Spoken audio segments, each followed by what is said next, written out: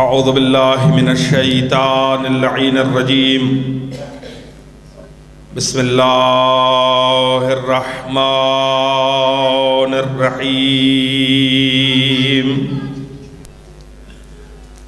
الحمد للہ رب العالمین الصلاة والسلام على اشرف الخلائق اجمعین سیدنا و نبینا و شفیع ذنوبنا و طبیب نفوسنا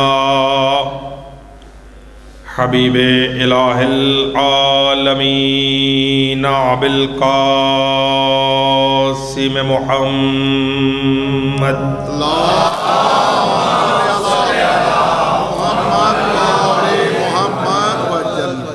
وأهل بيته الأطيبين الأطهرين المعصومين المنتخبين المنتجبين الهداة المهديين الذين أذهب الله عنهم الرجس وطهرهم تطهيرا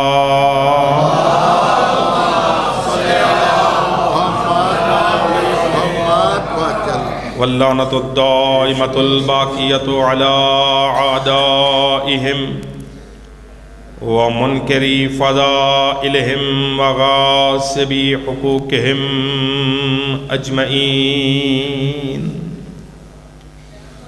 أما بعد فقد قال حق سبحانه وتعالى في القرآن الكريم وقوله الحق وهو أصدق القائلين بسم اللہ الرحمن الرحیم لو انما فی الارض من شجرۃ اقلام والبحر یمدہ من بعدہ سبعۃ ابحر ما نفدت کلمات اللہ صلوات بلند آواز سے محمد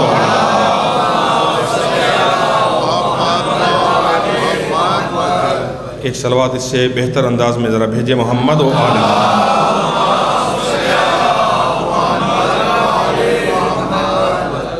عزیزان گرامی قدر واجب الاحترام سامعین حضرات، آج کی اس مجلس عزا کے لیے قرآن مقدس سے جس آیہ مبارکہ کی تلاوت کا شرف حاصل کیا گیا ہے، یہ سورہ لقمان کی جو قرآن مجید کا 31واں سورہ ہے، اس کی 27ویں آیت ہے، جس میں تمام تر حمد کا لائق اللہ بنی نوع انسان تک اپنا پیغام ہدایت پہنچاتے ہوئے ان لفظوں میں گویا ہوا کہ لو انا ما فی الارض من شجرۃ اقلام والبحر یمدہ من بعدہ سبعۃ ابحر ما نفدت کلمات اللہ، کہ پوری زمین کے سینے پر اگنے والے درخت اگر کلموں میں منتقل ہو جائیں، توجہ رکھیے گا چونکہ ذہن عالی میں یہ نقطہ بھی محفوظ رہے، میں ابتدائی مجلس میں گزارش کر رہا ہوں آپ کی خدمت میں کہ اس صف عزا پہ بیٹھنے کے لیے بھی اللہ سے الگ سے توفیق طلب کرنی پڑتی ہے، وَإِلَّا لوگ گلی کوچے بازار میں ذلیل و خوار ہو کر گھروں کو چلے جاتے ہیں اور اپنے تائیں وہ سوچ رہے ہوتے ہم مجلس سن کے آ رہے ہیں، اور عقیدہ یہ ہے ہم شیعیان محمد و آل محمد کا کہ جہاں فرش عزا بچھتا ہے وہاں ارواح معصومین آ جاتی ہیں۔ تو اگر آپ اپنے عقیدے میں حق بجانب ہیں اور آپ کو اگر اس عقیدے کی حقانیت پہ یقین ہے کہ واقعاً معصوم آتے ہیں، تو جہاں معصوم آ کے بیٹھتا ہے پھر وہاں آپ کیوں نہیں بیٹھتے ہیں؟ ٹھیک ہے، تو بہرحال یہ جسے توفیق نصیب ہے یہ اسی کے مقدر ہے۔ تو گزارش یہ کر رہا ہوں کہ سورہ لقمان میں خلاق عالم وہ اللہ کہ جو خود ہی اپنی مدحت میں الحمدللہ رب العالمین کہہ رہا ہے کہ تمام تر تعریفیں اس اللہ کے لیے ہیں جو عالمین کا رب ہے، وہ تمام تر حمد کا لائق، وہ تمام تر مدحت کا لائق، اور اسی کی شان ہے کہ کائنات کا ذرہ ذرہ اس کی مدحت کو بیان کرے، اس لیے کہ وہ کیسی حمد کا مالک ہوگا جس کا بندہ محمد ہے۔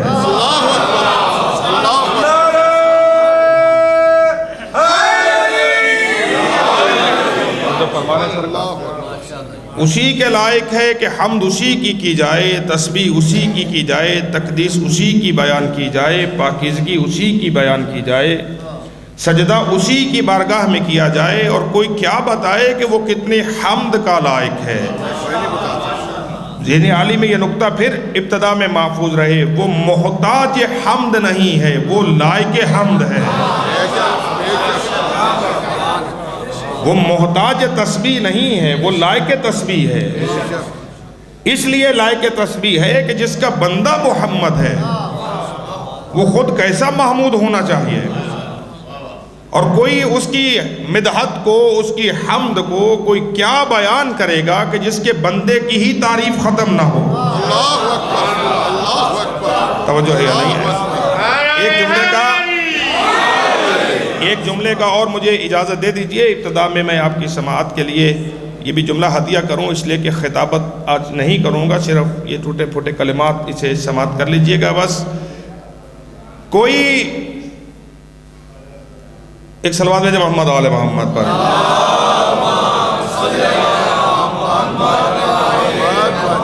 ہم سجدوں میں جھک جھک کر خاک پہ پیشانی رکھ کے اپنی جبین نیاز مندی کو اس بے نیاز کی بارگاہ میں جھکا کر سبحان ربی الاعلیٰ کا قصیدہ ایک تسلسل کے ساتھ بھی پڑھے تو تب بھی اس کی الوہیت کو بیان نہیں کر سکتے، اس لیے کہ جس کا بندہ علی ہے۔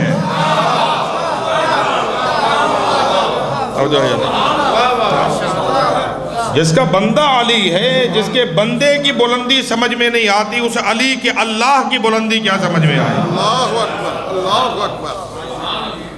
وہ رفعتوں کا مالک، وہ عظمتوں کا مالک، وہ جلالتوں کا مالک، وہ بلندیوں کا مالک، وہ ہر ذرہ کائنات پر حق کے قدرت رکھتے ہوئے پھر بندوں سے کہہ رہے لو انما فی الارض من شجرۃ اقلام۔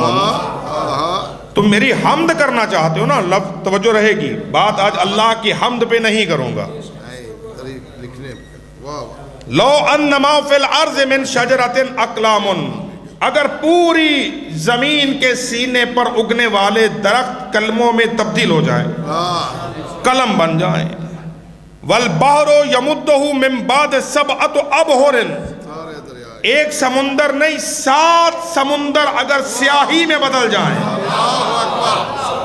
ما نفدت کلمات اللہ، اللہ کی تعریف تو دور رہ گی، تم اللہ کے کلمات کی تعریف نہیں لکھ سکتے۔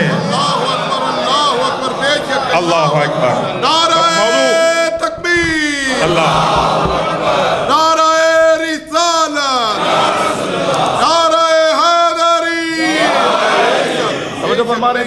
بس گفتگو میری سمٹ گئی اسی آیت کے ترجمے میں، آپ زندہ رہیں، سلامت رہیں، جس انداز میں آپ نے استقبال کیا ترجمے کا، بس یہیں سے سمجھ جائے گا کہ میں عرض کرنے کیا جا رہا ہوں، چونکہ موضوع امام ہادی ہیں، سرکار علی نقی کی زندگی پہ بات کرنا ہے، اور پھر مولا نے جو مدد کی، چونکہ میں آج سارا دن پریشان تھا کہ مولا کوئی لطف فرمائے، مدد فرمائے، کوئی قرآن کی آیت میرے سامنے آئے جس پر میں گفتگو کر کے آپ کی ذات تک پہنچ سکوں۔ لو انما فی الارض من شجرۃ اقلام، زمین پر جتنے بھی درخت ہیں، ایک دو کی بات نہیں ہو رہی، کہا جا رہا جتنے بھی درخت ہیں وہ سب کے سب قلم بن جائیں۔ حدیث ذہنوں میں آ جانی چاہیے، بلکہ آ گئی ہوگی، ساری زمین کے درخت کلمے بنے، خدا کہہ رہے 7 سمندروں کا پانی سیاہی میں بدل جائے، ما نفدت کلمات اللہ، اللہ یہ نہیں کہہ رہا میری تعریف پوری نہیں ہوگی، یہ فرما رہے ہیں کہ میرے کلمات کی تعریف توجہ فرما رہے ہیں؟ کلمت اللہ کی تعریف 7 سمندر مل کر نہیں لکھ سکتے. ساری دنیا کے درخت کلمے بن جائیں تو اللہ کے کلمات کی، اللہ کی نہیں. کمال ہے، اسی جملے میں لطف ہے حضور. اللہ کی نہیں، کلمات اللہ، یعنی کلمات اللہ. کلمات ہماری عربی لینگویج میں جب گرامر کی بحث کریں تو کلمہ مضاف ہے لفظ اللہ کی طرف، یعنی اللہ کے کلمات، اللہ نہیں، اللہ کے کلمات. خدا کہہ رہا ہے کہ اللہ کے کلمات کی تعریف ممکن نہیں ہے. تم لکھنا بھی چاہو، اتنے وسائل بھی تمہیں مل جائیں تو تم اللہ کے کلمات کی تعریف نہیں لکھ سکتے. آپ خاموش ہو رہے ہیں، میں بالکل قریب سے آپ کی زحمت کو تمام کر رہا ہوں. متوکل عباسی کے دربار میں یحییٰ ابن اقسم نے یہی آیت میرے 10ویں امام کی خدمت میں پیش کی. مناظرہ ہوا، یحییٰ ابن اقسم اور مولا کا مناظرہ ہے. پورا مناظرہ عرض نہیں کر رہا ہوں کیونکہ متحمل نہیں ہو سکیں گے ہم، وہ پورا مناظرہ کافی لمبا ہے. اس نے کہا جی میں ایسا سوال کروں گا جواب ہی نہیں آئے گا. مگر یہ طے ہے نا کہ جب بھی کسی نے ان کا امتحان لینا چاہا تو اللہ نے ذلت اس کا مقدر قرار دے دی. جو ہے غور فرما رہے نا سارے میرے ماشاءاللہ چاہنے والے تشریف فرمائیں. میں آپ کی دعاؤں کے سائے میں اپنی اس خطابت کے سفر کو طے کر رہا ہوں، اور یقیناً یہ موضوعات میں اللہ کا شکر بھی ادا کرتا ہوں اس پہ کہ خدا کا شکر ہے کہ اس نے یہ موضوعات ہم طالب علموں کے ذمہ لگا دی ہیں. ٹھیک ہے. اب یحییٰ ابن اقسم، متوکل عباسی کا زمانہ، متوکل کیسا بادشاہ، یحییٰ ابن اقسم اس زمانے کا مفتی، وہ سامنے بیٹھا ہوا ہے اور اس نے متوکل کا ایسا سوال کر جو جواب ہی نہیں آئے. کیسا جاہل تھا، جانتا تھا یہ اپنے زمانے کا علی ہے اور اس علی کا پوتا جو خطیب منبر سلونی ہے.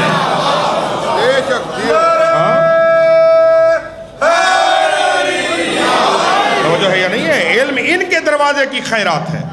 یحییٰ ابن اقسم نے سورہ لقمان کی یہی آیت پڑھی، کہا کہ یہ جو اللہ فرما رہا ہے کہ اللہ کے کلمات کی تعریف ممکن ہی نہیں ہے، لکھی نہیں جا سکتی. اگر ساری دنیا کے درخت قلم بن جائیں اور 7 سمندروں کا پانی سیاہی بن جائے تو اللہ کے کلمات کی تعریف ممکن نہیں. آپ بتا سکتے ہیں وہ 7 سمندر کون سے ہیں؟ امام نے سمندروں کے نام گنائے کہ یہ 7 سمندر ہیں. اس کے بعد مولا فرماتے تو کلمات پوچھنا چاہتا ہے نا کہ یہ 7 سمندر سیاہی میں بدل جائیں تو وہ کلمے کون سے جن کی تعریف ممکن نہیں ہے؟ حضرت فرماتے نحنو کلمات اللتی لم تدرک فضائلنا، وہ اللہ کے کلمات ہم 14 ہیں. اللہ اکبر،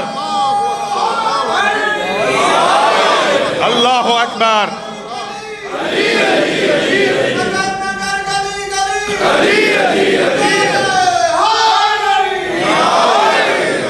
سلامت رہے، زندہ رہے. میں حدیث سے بات نہیں کر رہا ہوں سرکار، ٹھیک ہے، قرآن کی آیت پہ بات کر رہا ہوں. غور فرما رہے ہیں؟ مولا فرماتے اللہ نے یہ جو کہا ہے کہ والبحر یمدہ من بعدہ سبعۃ ابحر، کہ 7 سمندر سیاہی میں بدل جائیں تو کلمے درخت بنے، 7 سمندر سیاہی بنے، تب بھی کلمات اللہ کی تعریف ممکن نہیں. مولا فرماتے کلمات اللہ ہیں کون؟ نحنو کلمات اللتی لم تدرک فضائلنا، وہ اللہ کے کلمات ہم آل محمد ہیں کہ تم ہمارے فضائل کو درک ہی نہیں کر سکتے. اللہ اکبر. ہم فضائل کا وہ سمندر ہیں کہ جو کبھی خشک نہیں ہوا. اسے بہار میں مجلسی نے لکھا ہے، مناقب شہر اشوب میں علامہ شہر اشوب نے اسی روایت کو لکھا ہے، شیخ توسی نے امال توسی میں لکھا ہے، شیخ صدوق نے کتاب توحید میں لکھا ہے کہ 10ویں مولا نے یحییٰ ابن اقسم کو کہا تم کیا سمجھ رہے ہو؟ ہم اللہ کے وہ کلمات ہیں کہ جن کی تعریف ہمارے فضائل تک پہنچنا ممکن نہیں ہے کہ اللہ نے ہمیں عظمت کیا عطا کی ہے. اب میرا کوئی عزیز یہ کہے کہ مولانا آپ کیسے کہہ سکتے ہیں، یعنی یہ محمد و آل محمد کے وجود کلمہ ہیں؟ یہ کلمہ ہے. آپ محمد و آل محمد کے وجود ہائے مبارکہ کو کلمہ تسلیم کرتے ہوئے کیوں اتنی زیادہ تشویش کا اظہار فرما رہے ہیں. آگے چلیں قرآن سے پوچھ لیتے ہیں کہ اللہ نے قرآن میں اگر کسی انسان کو کلمہ کہا ہے؟ توجہ رکھیے گا، گھبرانا نہیں ہے، میرے ساتھ چلیے گا عزیزو، کیونکہ میں نے ممبر پہ آنے کے لیے بذات خود بہت انتظار کیا ہے. ٹھیک ہے، آپ نے ہی فقط نہیں انتظار کیا، آپ بھی منتظر تھے، میں بھی منتظر تھا. ٹھیک ہے، لیکن بہرحال میں کوشش کروں گا اختصار کو پیش نظر رکھوں. کہا جاتا ہے کہ نہیں، کلمہ تو عربی گرامر میں ایسے لفظ کو کہا جاتا جو بامعنی ہو، ایسا لفظ جو بامعنی ہو. آپ کہہ رہے کہ نہیں، محمد و آل محمد کے وجود کلمہ ہے. چلیے آپ اپنی تعریف پہ باقی رہیے، میں قرآن کی آیات پڑھتا ہوں، پھر دیکھتے ہیں کہ اللہ نے قرآن میں کسے کلمہ کہا. ارشاد پروردگار عالم ہو رہا ہے، اذ قالت الملائکۃ یا مریم ان اللہ یبشرک بکلمۃ من اسمہ المسیح. اے مریم، اللہ تجھے ایک کلمے کی بشارت دیتا ہے. اللہ اکبر، اللہ اکبر. شاہ جی سمجھ گل آ رہی ہے، تھوڑی زحمت فرمانی سرکار، جو سامنے بیٹھی آپ نے حیران نہیں ہونا. ان اللہ یبشرک بکلمۃ، اللہ تجھے، مریم، ملائکہ نے مریم سے کہا اللہ تجھے ایک کلمے کی بشارت دیتا ہے. کون سے کلمے کی بشارت تجھے دیتا ہے؟ اگر تو لفظ کلمہ آتا تو لوگ کہتے نہیں، وہ تو کوئی لفظ تھا جس کی بشارت اللہ نے دی. خدا نے ساتھ کہا کہ اس کلمے کا نام من اسمہ المسیح، اس کلمے کا نام عیسیٰ ابن مریم ہوگا. تو خداوند متعال نے قرآن مجید میں حضرت عیسیٰ کے وجود مبارک کو کلمہ کہا. قرآن جب عیسیٰ کو کلمہ کہتا ہے تو پھر جس کی اقتداء میں عیسیٰ نماز پڑھے گا، آئے ہائے آئے ہائے،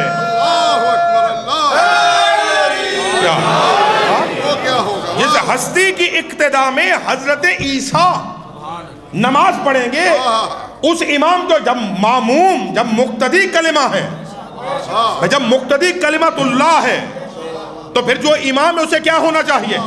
یہ تو طے شدہ معاملہ ہے نا کہ افضل کی نماز مفضول کے پیچھے نہیں ہوتی. یہ تو فقہ کا قانون ہے کہ افضل کی نماز مفضول کے پیچھے نہیں ہوتی. ٹھیک ہے، افضل نماز پڑھائے، جو کم فضیلت والا وہ پڑھے، اللہ کہ افضل خود اجازت دے دے کہ آپ نماز پڑھائیں. اب اس میں مجھے چونکہ بولنا نہیں ہے تو عزیزان محترم، یہ جو اللہ تعالیٰ قرآن میں فرما رہا ہے کہ میرے کلمات کی تعریف ممکن نہیں ہے. شیخ محسن نجفی حافظہ اللہ، خدا سایہ سلامت فرمائے، ہمارے بہت بزرگ عالم دین ہیں، انہوں نے اپنی کتاب، اپنی تفسیر الکوثر میں اس آیت کی تفسیر میں لکھا کہ کلمہ کہتے کسے ہیں، کلمہ ہوتا کیا ہے. گھبرا تو نہیں رہے اب حضرات؟ میں تھوڑی سی تحقیقی بحث کرنا چاہ رہا ہوں اس پہ کہ کلمہ ہوتا کیا ہے. ایک کلمہ تو جو روزانہ پڑھتے لا الہ الا اللہ محمد رسول اللہ، یہ بھی کلمہ ہے. وہ فرماتے کلمہ کیا ہوتا ہے؟ کہ کلمہ ایسا وجود کہ جو اللہ کی قدرت پر دلالت کرے.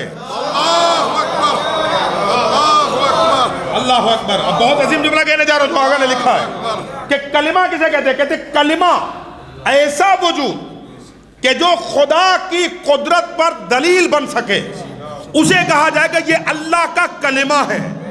کہ اب جتنی طاقت کے ساتھ وہ خدا کی قدرت پہ دلیل بنے گا، وہ اتنا ہی اس کا کلمہ ہوگا. توجہ فرما رہے، عیسیٰ کلمت اللہ ہے. کیوں حضرت عیسیٰ کلمت اللہ ہے؟ کہ اللہ کی قدرت پر دلیل ہے. کیسے؟ بغیر باپ کے پیدا ہوا، بغیر باپ کے پیدا ہوا، لہذا اللہ کا کلمہ ہے. خدا کی قدرت عیا ہوئی، ہاتھ لگا کے مادر ذات اندھے کو آنکھیں عطا کی. اللہ کی قدرت کا اظہار ہوا کہ جب بندہ اس قدرت کا مالک ہے تو خدا کس قدرت کا مالک ہوگا؟ طے ہے یا نہیں ہے؟ حضرات محترم غور فرما رہے ہیں.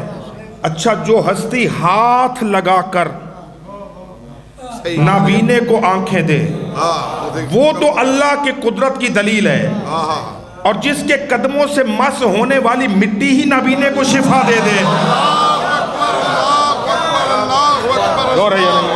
اللہ اکبر. توجہ فرما رہے ہو حضور.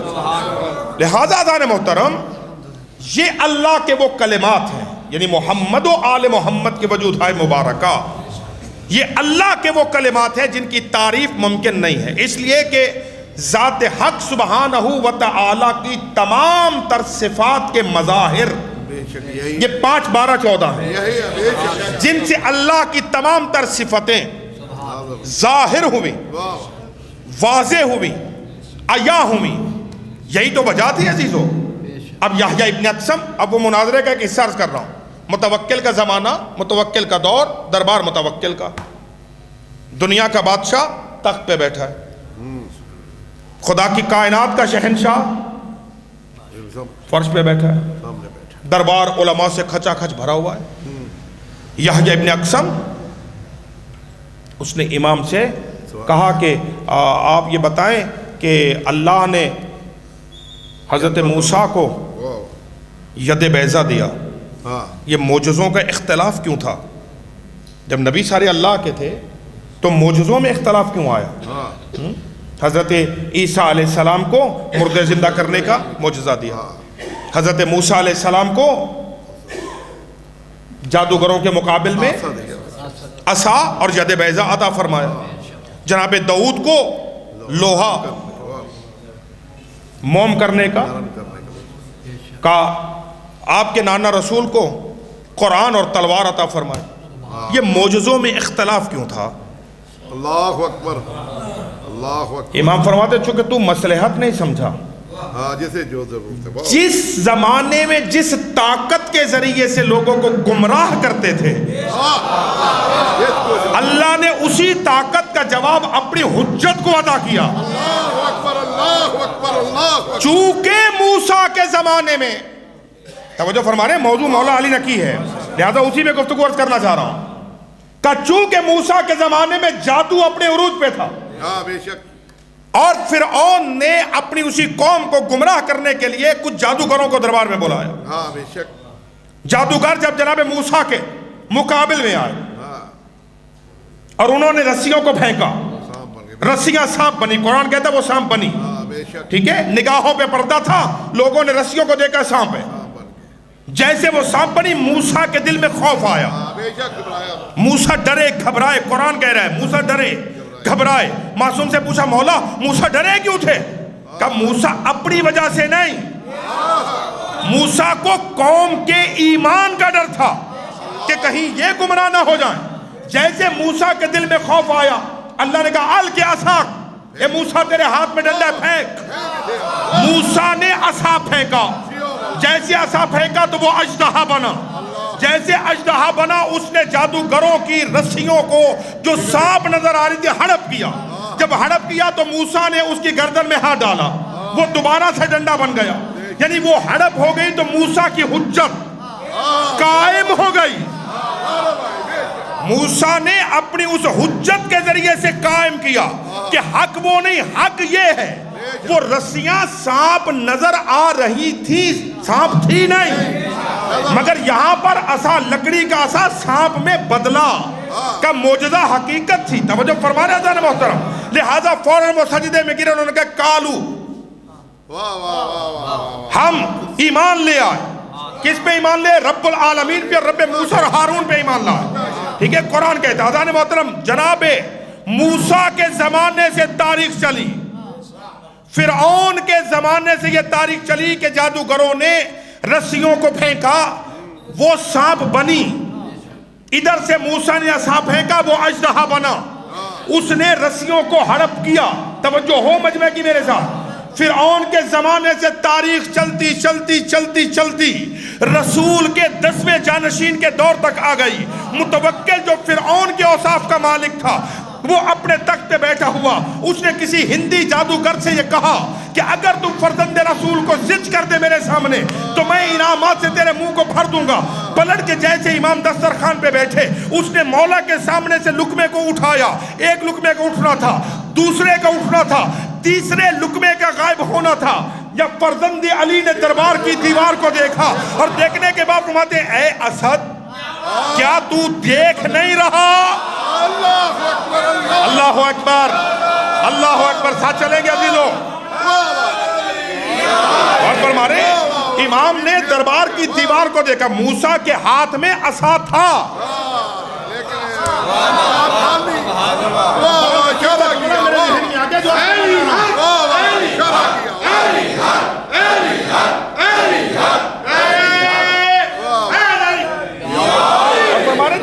حضرت موسیٰ کے ہاتھ میں عصا تھا، لکڑی تھی، اس کو موسیٰ نے بدلا اس میں، ٹھیک ہے، یعنی شے کو شے میں بدلا، مگر یہاں پر شے میں نہیں بدلی، وہ لا شے تھی، دھاگے کا بنا ہوا ایک کتبہ لگا ہوا تھا، ایک تصویر لگی ہوئی تھی، ایک تمثال لگی ہوئی تھی، امام نے اسے دیکھا اور دیکھنے کے بعد تو دیکھ نہیں رہا؟ کیا تو دیکھ نہیں رہا؟ بھائی دھاگے کی تصویر ہے، اب دھاگے کی تصویر کو کوئی خاکے کو دیکھ کے کیا دوں، تو سارے کہیں گے بھئی یہ کیا ہے؟ امام نے اشارہ کیا، کیا تو دیکھ نہیں رہا؟ اتنا کہنا تھا، یا آنن فانن، وہ دھاگے سے بنی ہوئی شیر کی تصویر اصلی شیر کے روپ میں ظاہر ہوئی، اور دربار میں اس نے پنجے گھاڑ کر فوراً اس متوکل کے جادوگر کو ہڑپ کیا، جیسے ہڑپ کیا متوکل غش کھا کے زمین پہ گرا، امام نے دیکھا فرماتے ارجع الی اصلہ، جیسا تو تھا ویسا ہو جا۔ اللہ اکبر،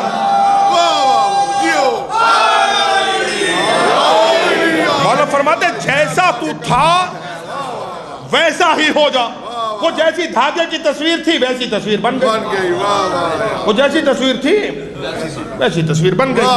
کچھ دیر کے بعد متوکل کو ہوش آیا، فوراً دیکھ فرزند رسول، وہ میرا جادوگر، اس نے ہڑپ کیا، مولا اسے کہے نا، مولا اسے کہے نا واپس کر دے۔ حضرت فرماتے اگر تو موسیٰ کے ڈنڈے نے رسیاں واپس کر دی تھی، ہائے ہائے، اللہ اکبر، ساتھ ہے میرے حضرات کیا نہیں ہے؟ توجہ فرما رہے ہیں سرکار؟ عزیزان محترم، یہ وہ کلمات ہیں جو اپنی قدرت اپنی طاقت سے اللہ کو اللہ منواتے رہے، بے شک یہ اپنی قدرت و طاقت کے بلبوتے پر، چونکہ اسی لیے تو یہ کلمات اللہ ہے کہ یہ اس کی قدرت کا مظہر ہے۔ سبحان اللہ۔ اب کوئی یہ کہے کہ دھاگے کی تصویر کیسے بن سکتی ہے، تو کیا آپ نے قرآن میں آیتیں نہیں پڑھی کہ اللہ نے جہاں آیا اطاعت کو نازل کیا، اطیعوا اللہ و اطیعوا الرسول وَأُولِي الْأَمْرِ مِنْكُمْ، بے شک زندہ باد، اطاعت کرو اللہ کی، اللہ کے رسول کی، اور ان کی جو صاحبان امر ہیں۔ آپ کو کہے نہیں صاحب امر وہ کیا ہوتا ہے، تو سورہ القدر کو پڑھیے، سورہ قدر میں اللہ کیا کہتا ہے، تنزل الملائکۃ والروح فیہا بِإِذْنِ رَبِّهِمْ مِنْ كُلِّ امر۔ لیلۃ القدر میں اللہ کے ملائکہ اور روح امین اللہ کے اذن سے تمام کے تمام امور کو لے کر زمین پر نازل ہوتے ہیں۔ کس کے پاس نازل ہوتے ہیں؟ اگر کوئی صاحب امر نہیں ہے، نہیں آپ تھک رہی، طبیعتیں تھک رہی سرکار، میں محنت کر رہا ہوں بھئی، اگر زمین کے سینے پر کوئی صاحب امر ہی نہیں ہے تو پھر امر کس کے پاس لے کے آتے ہیں؟ ملائکہ کا امور کو لے کر آنا اس بات کی دلیل ہے کہ کوئی صاحب امر ہے، جب تک وہ ان امور کے دفتر پہ دستخط نہ کرے تقدیر نافذ ہی نہیں ہو سکتی۔ اب اجازت دینا ایک روایت کے لیے، کسی نے پانچویں مولا کی خدمت میں آ کے اس نے مولا سے کہا کہ آقا کیا آپ جانتے ہیں لیلۃ القدر کیا ہے؟ اللہ اکبر، ہائے ہائے، کمال ہو گئی ہے۔ میں گفتگو روک رہا ہوں بس کیونکہ آپ کے چہروں کی تھکن بتا رہی ہے کہ آپ تھک چکے ہیں، اور میں زیادہ تھکانا نہیں چاہتا۔ پانچویں امام سے کہا کہ عابد شاہ جی کیا آپ جانتے ہیں لیلۃ القدر کیا ہے؟ اللہ اکبر، حقیقت لیلۃ القدر سے پوچھ رہا ہے، آپ جانتے ہیں؟ روایت پہ توجہ فرمائیے گا، مولا سے کہا کہ کیا آپ جانتے ہیں لیلۃ القدر کیا ہے؟ امام فرماتے ہیں ہم کیسے نہیں جانتے، جبکہ اس رات میں اللہ کے سارے فرشتے ہمیں کعبہ سمجھ کر ہمارے گرد طواف کرتے رہتے ہیں۔ ہائے ہائے، نعرہ تکبیر، اللہ اکبر، نعرہ رسالہ، نعرہ حیدری، اللہ اکبر، اللہ اکبر۔ پوری رات ملائکہ اس رات میں ہمارا طواف، تو یہ وہ صاحب امر ہے دھاگے کی بنی ہوئی شیر کی تصویر کا اصلی شیر کی شکل میں آنا، ہاں یہ صاحب امر کا اشارہ ہے، بے شک یہ اولل امر کا اشارہ ہے۔ بے شک اللہ اکبر۔ بے شک چونکہ یہ کلمات اللہ ہیں۔ بس گفتگو میری تمام ہو گئی عزیزو۔ اللہ اکبر۔ عقل انسانی کو جانتے ہیں کس قدر ہے، قیامت تک کے آنے والے حالات کو جانتے ہیں کیا ہے۔ بے شک بے شک مدینہ سے سفر ہے، جب سامرہ منتقل ہو رہے ہیں امام، بس یہیں سے منزل مصائب کی طرف چلا جاؤں گا۔ جب مولا سامرہ کی طرف جا رہے ہیں، پورا لشکر ہے فوج کا ساتھ، ہر سما اس کا سالار ہے لشکر کا، اس میں مولا کا کوئی چاہنے والے بھی کچھ تھے، شیعہ لوگ بھی تھے ساتھ جو فوج میں آئے ہوئے تھے، سپاہی تھے متوکل کے۔ تو جب چلنے لگے مدینے کو الوداع امام نے کیا، تو ساتھ ہی غلاموں سے مولا نے کہا کہ کچھ سردیوں کے کپڑے لے لینا۔ اللہ اکبر۔ اللہ اکبر۔ رجب شدید گرمی تھی، تو سردیوں تو امام نے کہا کہ سردیوں کے کپڑے لے۔ ان میں ایک بدبخت کوئی ناسبی تھا، اس نے امام کے شیعہ کو تانا دیا، بڑے تم کہتے تمہارا امام عالم الغیب ہے، آدم سے قیامت کے حالات جانتے، دیکھو اتنی گرمی اور کہتے ہیں سردیوں کے کپڑے لے۔ سردیوں کے کپڑے لے کے جا رہے۔ اس نے کہا بھی امام کی مصلحت ہے بھئی، میں کیا کہہ سکتا ہوں، مگر دل میں پریشان ہو گیا کہ حکمت کیا ہے، جواب کیا دوں۔ سفر شروع ہوا، توجہ ہے میرے ساتھ حضرات؟ بسم اللہ۔ اس لیے کہ جو آج نقوی سادات ہیں وہ تو زیادہ توجہ فرمائیں گے نا، اس لیے کہ یہ آج تخصص کے ساتھ نقوی سادات کی جد کی صف اعضا ہے، ٹھیک ہے؟ ویسے تو کلن سب سادات اولاد فاطمہ ہے نا، مگر ایک جو تخصص ہے۔ جدہ جدہ منصوب۔ جب سفر حضور شروع ہوا، لطف لیجئے گا ذرا واقعے کا۔ اب امام نے گرمی کے موسم میں سردیوں کے کپڑے، گرم لباس، کمبل، چادریں، شیعہ بھی حیران ہے، جو دوسرا وہ تو ہے ویسے ہی حیران ہے، ہاں یہ کیا کہا۔ سرگرداں کہ یہ کیا۔ چلتے چلتے ایک صحرا، لک و دک صحرا میں پڑاؤ ہوا۔ جب وہاں پر رکے، اس ناسبی نے پھر شیعہ کو تانا دیا کہ تمہارے علی کا ایک فرمان ہے کہ اللہ ایک ایک قبر سے 70 مردے اٹھائے گا۔ دیکھو کیا کیسی، اللہ یعوذ باللہ کیسی بات کی ہے۔ اب یہ دیکھو صحرا ہے، یہاں نہ کوئی آبادی ہے نہ کوئی قبرستان ہے، یہاں سے کون اٹھے گا۔ اللہ اکبر۔ ابھی یہ بات کر رہا تھا یا آسمان پہ گھٹائیں آنے لگی۔ ہائے ہائے، لطف لیں گے حضور، لطف لیں گے۔ آسمان پہ بادل آنے لگے، کچھ دیر کے بعد ہوائیں چلی۔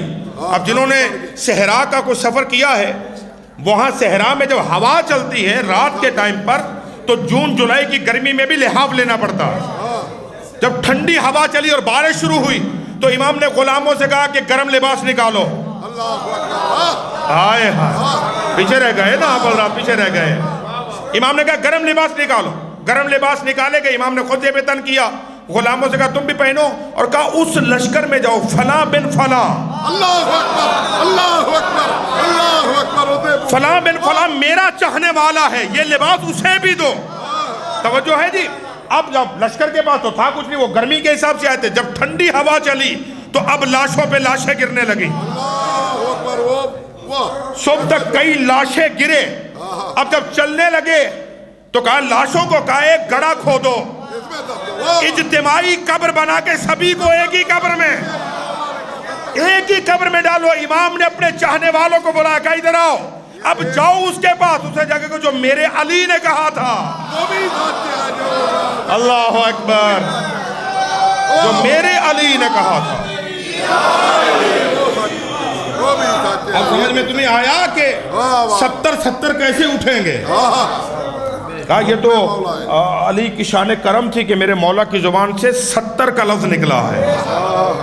اگر 70,000 کا لفظ نکل جاتا تو پھر 70,000 اٹھتے۔ بے شک کسی طرح، اللہ اکبر۔ بے شک کسی طرح۔ عزیزو، یہ عظمت، یہ شان، یہ رفعت، بس میں نے عرض کیا نا آپ کو زیادہ انتظار نہیں کرانا ہے، اور تفصیل اور مصائب بھی عرض نہیں کروں گا، بس ایک تحمل کے ساتھ جس قدر آپ برداشت کر سکیں گے۔ مدینہ تو رسول ہے، اور اس رات میں بیٹھ کر ایک خصوصی دعا کیجئے کہ کسی اہل وطن کو اپنا وطن نہ چھوڑنا پڑے۔ بہت مشکل ہے جو ہمارے عزیز دیار غیر میں رہتے ہیں ان سے پوچھے وطن کی تڑپ کیا ہوتی ہے. اور پھر جس وطن میں رسول جیسا نانا دفن ہو، جس وطن میں زہرا جیسی دادی دفن ہو، جس مدینہ کو بڑی مشکل سے آباد کیا گیا ہو، اسے چھوڑنا کتنا مشکل ہے. لشکر ہے پورا، امام چل رہے ہیں، ظاہراً ہاتھوں میں زنجیریں نہیں ہیں، مگر جب چلنے لگے ہیں تو پورا مدینہ امٹ کے واپس آ باہر، مدینے سے باہر، پورا مدینہ باہر. امام چلنے لگے، پلٹ پلٹ کے روضہ رسول کو دیکھتے. جملہ کہہ دوں، وہی منظر بنا جو 28 رجب کو مدینے میں بنا تھا. عالم غربت میں امام، پورا کے پورا خاندان مدینہ ہے، صرف امام حسن عسکری ساتھ چل رہے ہیں، باقی پورے کا پورا خاندان وہیں ہے. خدا کرے میں مصائب کے جملے آپ کو سمجھا لوں. پلٹ پلٹ کے روزے رسول کو دیکھا جا رہا ہے، پیغمبر گرامی قدر کے روزے کو دیکھ رہے ہیں، اور حسرت کی نگاہ سے شاید امام یہ کہہ رہے کہ نانا نانا چراغ قیامت تک جلتا رہے گا، مگر آج کے بعد میں پلٹ کے واپس نہیں آؤں گا. اجرکم اللہ، صدائیں بلند ہو گئی جن کی. نانا بیٹے کا آخری سلام، بس نانا میں تبلیغ دین کے لیے جا رہا ہوں. رونے والوں عزاداروں، بڑی مشکل سے الوداع کر کے امام چلے. مقتل کے جملے یہ ہیں کہ اس ملعون نے 3 دن امام کو بغداد کے اس مقام پر رکھا جہاں فقیروں اور محتاجوں کو رکھا جاتا تھا، جہاں اپاہج معذور لوگ رکھے جاتے تھے، وہیں پر امام کو 3 دن بغداد کے باہر رکھا. کتنے امام ہیں تمہارے جنہوں نے زندان گزارا ہے؟ تمہارا چوتھا امام. 1 سال کا زندان اتنا ضعیف امام کو کر گیا کہ جب وطن پلٹے ہیں نا تو سگا چچا جناب حنفیہ پہچان نہیں سکے. اجرکم علی اللہ. 5واں امام بھی عالم بچپن میں ساتھ قید رہے. مصائب مجھے اسی امام کے عرض کرنے ہیں نا، تاکہ آپ عزیزوں کو معلوم ہو کہ ان میں سے ہر کوئی اپنے اعتبار سے اپنی کربلا کا حسین ہے. کتنا مشکل ہے. 5واں 6واں امام پھر زندان میں نہیں گئے. پھر 7واں امام کتنی قید ہے؟ 14 سال کی وہ تکلیف دے قید. 25 رجب کو سنیں گے آپ کہ شیخ توسی فرماتے جس ساک المرزوز بحلق القیور، سلام اس بغداد کے قیدی پر کہ جس کی پنڈلیوں کا گوشت وزنی بیڑیوں کی وجہ سے قیمہ بن گیا تھا. اجرکم علی اللہ، اجرکم علی اللہ. سلام اس قیدی پر. 8واں امام پھر زندان میں نہیں. 9واں امام مشکلات میں. اب 10ویں امام کی قید کتنی ہے آج تک یہ نہیں پڑھا گیا ممبر سے، میں خود پہلی دفعہ روایت پڑھ رہا ہوں. کتنی مدت گزاری ہے جب بلایا گیا بغداد. 3 دن ایک ایسے مقام پر رکھنے کے بعد جب بلایا ہے اس ملعون نے تو سہل ابن ربی ایک دروگا ہے، اس کی قید میں امام کو بھیجا. ابھی تو سامرہ جائیں تو وہ زندان دیکھنے نہیں دیتے، چھونی میں بدل گیا ہے نا، وہاں جانے نہیں دیتے. کیسا زندان تھا؟ مقتل نے لکھا ہے جملہ کہ ایسا زندان، ایسا تاریک گھڑا تھا کہ جہاں نہ دن کی روشنی آتی تھی نہ رات کی چاندنی.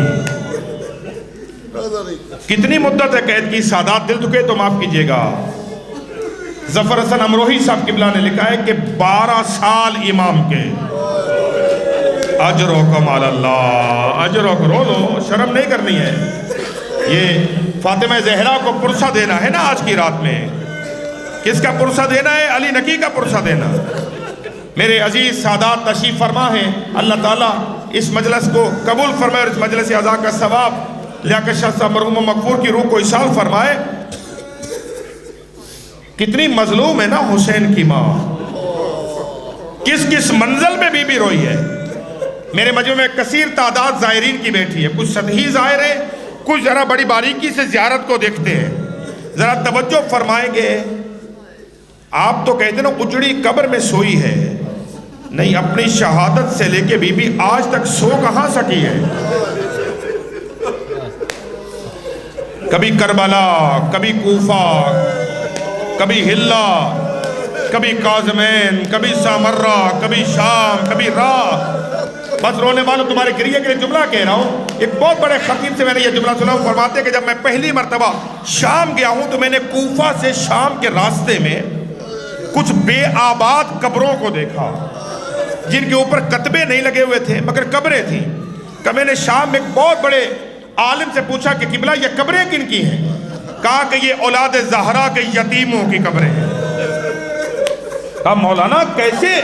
کہا جب قافلہ آیا تھا نا، یہ ملعون جب اونٹوں کو تازیانے مارتے تھے، ماؤں کی گود سے بچے نیچے گر جاتے تھے. ماؤں کے ہاتھ تو بندھے ہوئے تھے نا، بچہ سنبھال نہیں سکتی تھی.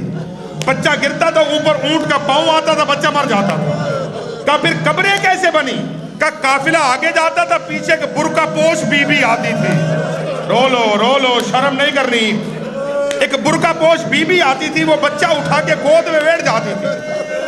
اور جب کوئی قافلہ گزرتا تھا نا، رو رو کے کہتی تھی میں تمہارے نبی کی بیٹی زہرا ہوں. کیا خیال ہے آپ کو اگر حسین کا کوئی یتیم گرا ہے تو بی بی اس کا جنازہ لینے آئی ہے؟ کیا خیال ہے 3 رجب کو سامرہ نہیں آئی ہوگی؟ بس رونے والوں عزاداروں، 12 سال کی سنگین قید گزارنے کے بعد آزادی ملی، پھر بھی آزادی نہیں تھی. سامرہ میں ایک زمین کا ٹکڑے گھر ملا جہاں آج مولا کو روزہ ہے نا. سامرہ میں جہاں روزہ، یہی امام کا گھر تھا جہاں آج 2 اماموں کی زری بنی ہوئی ہے نا، 11واں امام اور 10واں امام وہیں پہ ہے، اور ساتھ جناب حکیمہ خاتون وہیں پہ ہیں، اور مولا 12ویں مولا کی غیبت گاہ کا مقام بھی وہی ہے. یعنی سامرہ یہی گھر تھا امام کا. اس گھر میں رہے، جاسوسوں کے ذریعے سے جاسوسی. مگر آخر میں وہ وقت آیا کہ جب زمانے کے ملعون نے امام کو ایسا زہر دیا. میں آج مستند عالم دین کے جملے سن رہا تھا. وہ کہتے خاندان اہل بیت میں 4 اماموں کو وہ زہر ملا ہے جو کسی امام کو نہیں ملا. کا پہلا زہر حسن مجتبیٰ کو ملا، ایسا زہر کہ جگر کے ٹکڑے کٹ کٹ کے باہر آنے لگے. اس کے بعد دوسرا زہر مولا زین العابدین کو دیا گیا کہ جس کے ساتھ امام ماہی بے آب کی طرح تڑپنے لگے. کا تیسرا زہر تمہارے 7ویں امام کو دیا گیا کہ زہر ملتے پورے کا پورا جسم نیلا پڑ گیا تھا. کا اس کے بعد چوتھا سنگین زہر تمہارے 10ویں امام کو دیا کہ جس نے زہرا کے لال کے جگر کو کباب کر کے رکھ دیا. جگر ٹکڑے ٹکڑے ہونے لگا. بس رونے والوں عزاداروں، عالم غربت میں ایک بیٹا ہی تو تھا. 22 سال کی عمر میں مولا حسن عسکری قریب تھے. امام نے قریب بلایا. اللہ کرے میں جملے پڑھ لوں اور آپ جملے سن لیں. امام بیٹے کو قریب بلا کے فرماتے بیٹا مجھے غسل خود دینا، میرے بچے مجھے کفن خود دینا، میرا جنازہ خود پڑھانا.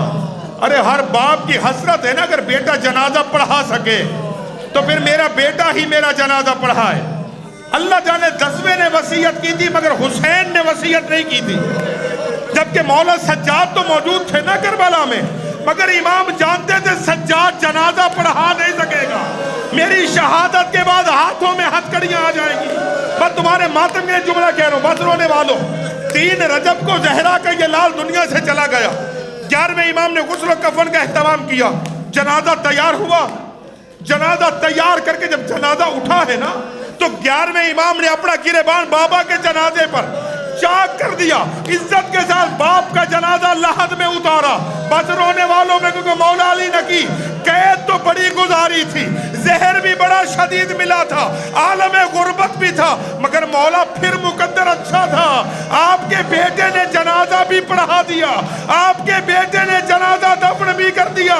مگر ہائے کربلا کا غریب جس کا جنازہ 3 دن کربلا کے زہرا پہ پڑا رہا اور بیٹا رو رو کے کہتا تھا اے بابا جنازہ پڑھانے. ماتم حسین